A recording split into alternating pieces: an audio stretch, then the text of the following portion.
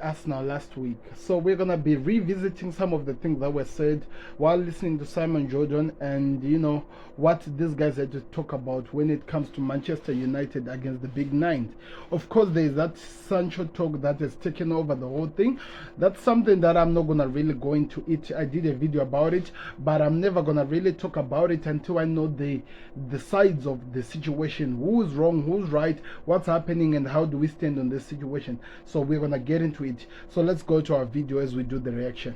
Especially on Manchester United. When you look at it, Stuart, yesterday, they lose to Arsenal. And they lose in what was a late show. But then you look at their Premier League record away to the Big Six under Ten Hag. They lost 6-3 to Manchester City. They drew 1-1 at Chelsea. They lost 3-2 at Arsenal. They lost 7-0, of course they did, at Liverpool. They lost 2-0 at Spurs. The list goes on. This is last season. They lost 3-1 at Arsenal yesterday.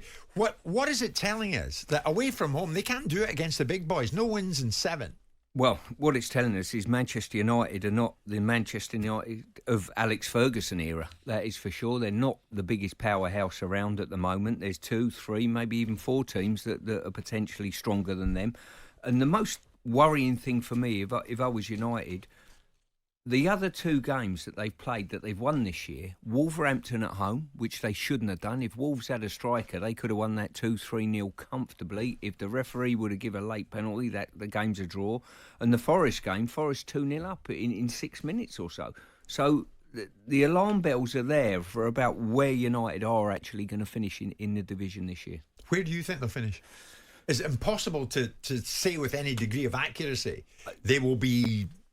Well, I think even with 4 games under their belt, I don't think you're seeing them in the top 2. That is for sure. And you're aiming for Champions League if you're them. Yeah. And that would be a successful season.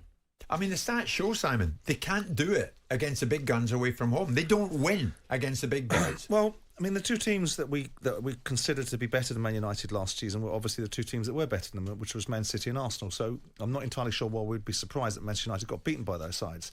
The fact they got beaten away by Liverpool and the fact they got beaten away by Tottenham, okay, fine, but they finished above them in the league.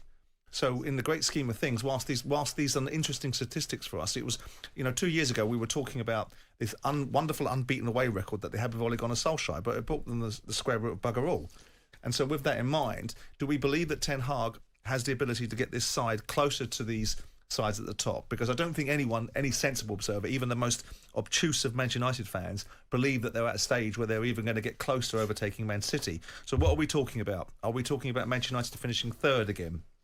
And is that awful? Well, it is awful in terms of what you expect Manchester United to be. But this is now cyclical. They don't have their own way. They don't have the issues. The people going on endlessly about the Glazers and how much the Glazers do and don't affect it. I listened to Gary Neville whilst talking about the offside lines yesterday being drawn, suggesting that in some shape or form that was because of the Glazers. And the reasons why there's this vacuum inside the football club and the reasons why these outcomes are manifesting themselves as they are is because of the Glazers. No. It's because the players aren't performing at the level that they should be, the management isn't doing its job, and the recruitment policies are wrong. We're hearing people like Jadon Sancho coming out and talking about issues. Well, I wouldn't mind Jadon Sancho talking if he had a body of work to support any sort of pushback. He hasn't got a body of work. He's been poor since he stepped through the door. There might be reasons behind that. So you've got a whole culture... Do you think Ten Hag's an elite manager? Well, it depends what you think elite is. I mean, there's...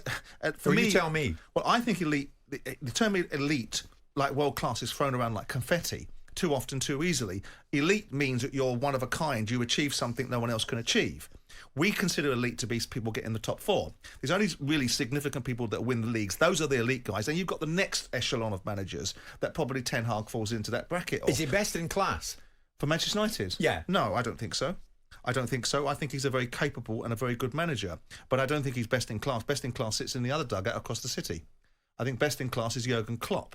And albeit his performances in recent terms haven't dictated that, Chelsea haven't got best in class. Chelsea have got the best of the also-rans, which is Pochettino. Comes in, build you a decent side, get you close, get you a whiff of success, but won't actually deliver you an outcome. But if this was the record away from home against the big boys, say this was Ole Gunnar Solskjaer's record, you'd be absolutely hammering into him this morning.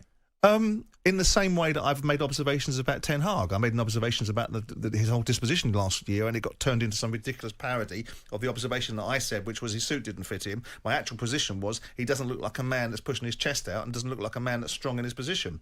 Now, we can see that he's strong because he makes observations, he makes statements, he makes declarations, he seems to have a view on the world, albeit the observations from those around the football world say, well, why don't his wingers do their job? Why do they think they have a choice? Why do his wingers think they can do different things than perhaps Man City wingers think they can do? Well, he makes observations, Simon, and one of those was that he insisted that a wrong angle was viewed when Garnacho's late effort was disallowed for offside.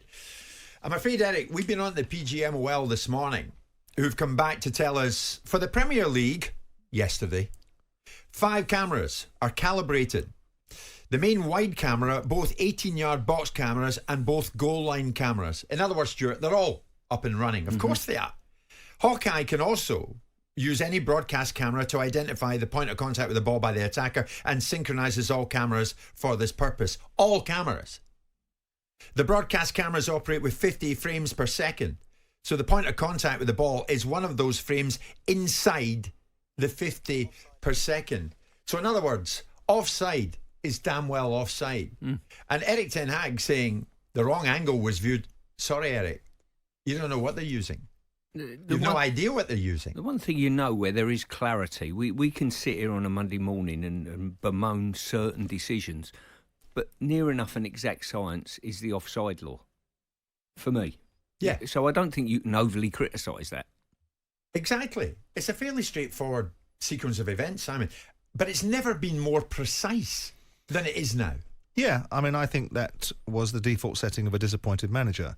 And it's a default setting of every manager when they're disappointed. And sometimes I think that's excusable because you're being asked to comment on something directly after the game, so your emotions will run the better of you. The other time I think about it is ultimately these things are things that you have to overcome, and these are challenges that you have to be able to surpass. So I listened to what he said about the penalty. I didn't think it was a penalty.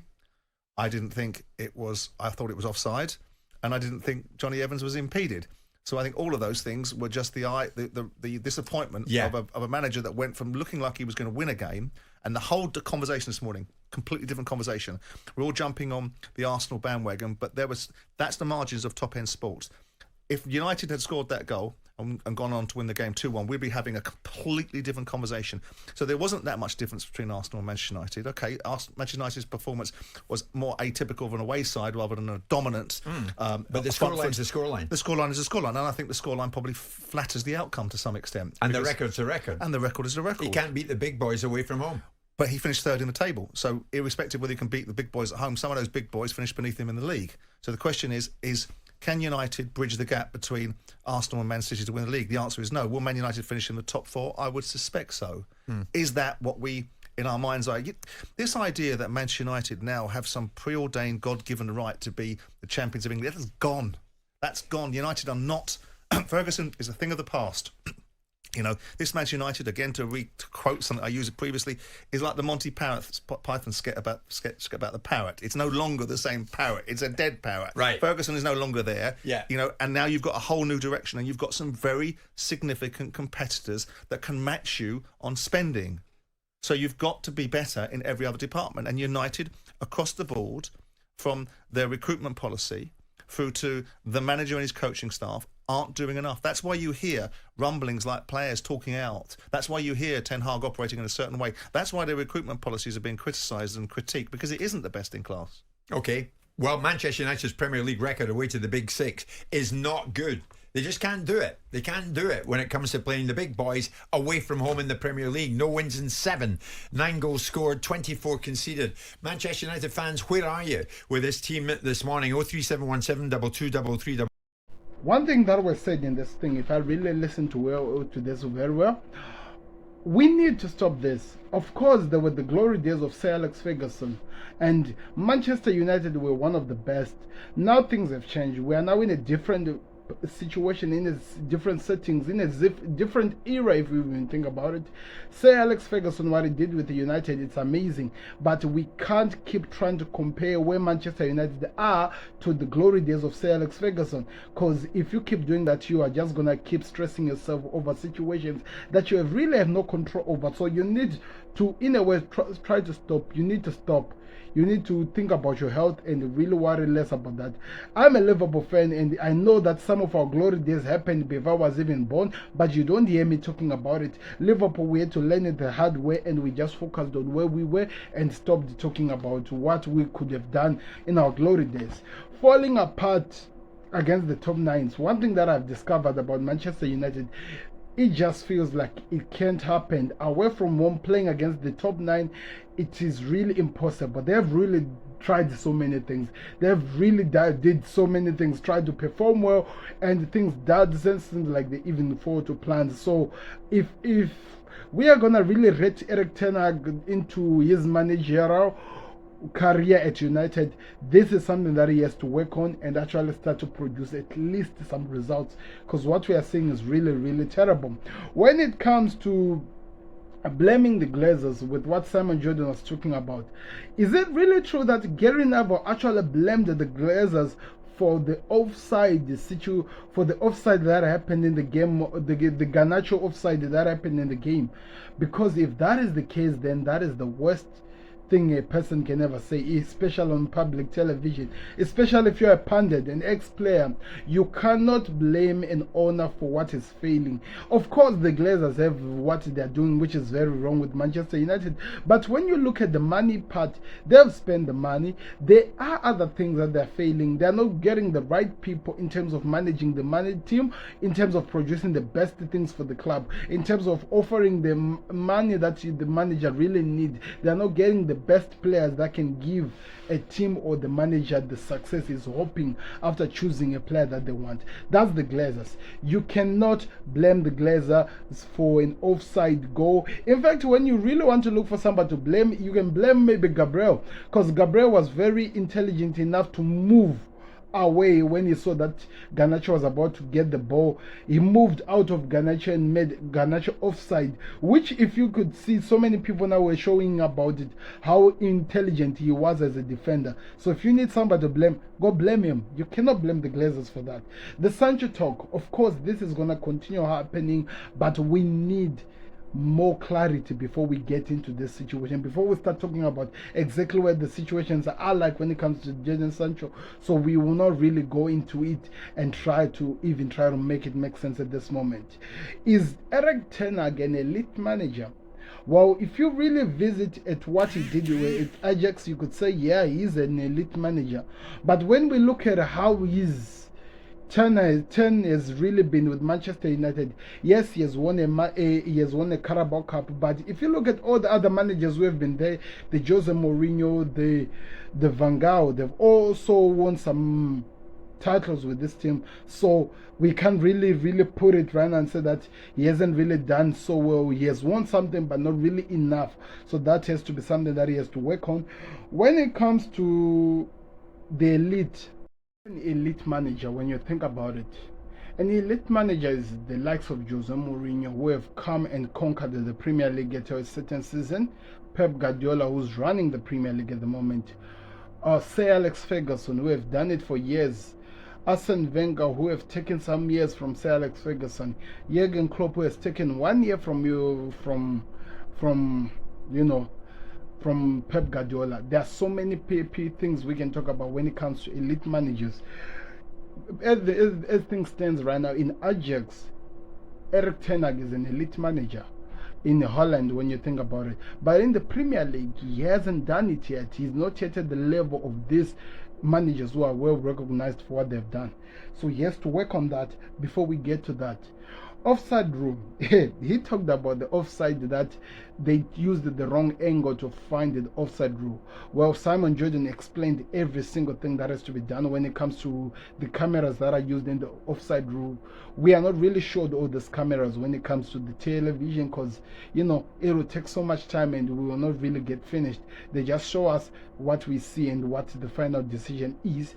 So don't really have to complain about that. Is it wise for managers to talk while they're still under the emotions of what has happened during the game? That is a question that I'm still asking myself.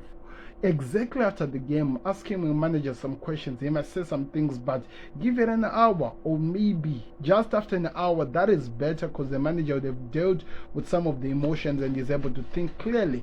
Hence, now we're in this Jadon Sancho situation with Manchester United, with Erik ten Hag, because he was carrying so much emotions. So you never understand what happens. And him making complaints about what had happened in the game. Yeah, those are the default settings. Klopp does them.